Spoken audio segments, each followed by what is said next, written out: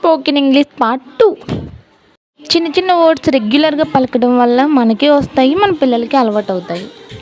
Please, welcome, thank you, excuse me, sorry, that is all right, it's my pleasure. ఇటువంటి words నార్మల్గా అందరికీ తెలుసు, కానీ ఎక్కువగా యూజ్ చేయం మనం. స్లోగా మనం మాట్లాడడం నేర్చుకుంటే మన పిల్లలకు కూడా వచ్చేస్తుంది. అండ్ ఏదైనా వస్తువు మనకి ఇవ్వాలి అంటే గివ్ మీ యువర్ పెన్. ఒక పెన్ మనకు కావాలి, అది పిల్లల నుంచి మనకి రావాలంటే ఇంగ్లీష్లో ఎలా చెప్పాలి? Give me your pen. దీన్నే రిక్వెస్టెడ్గా అడగాలంటే give me your pen please. Please అనే వర్డ్ యాడ్ చేయాలన్నమాట. గివ్ మీ, నాకు ఇవ్వు అని అర్థం. Give me A glass of water అంటే ఒక గ్లాస్ వాటర్ నాకు ఇవ్వు. Give me your pen, give me your book. తన దగ్గర ఉన్న వస్తువుల్ని మనకి ఇవ్వమని అడుగుతున్నాం.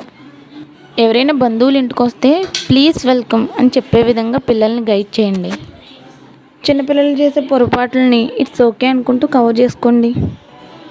ఇటువంటి స్పోకెన్ ఇంగ్లీష్ మన ఛానల్లో డైలీ వస్తాయి. Please support my channel.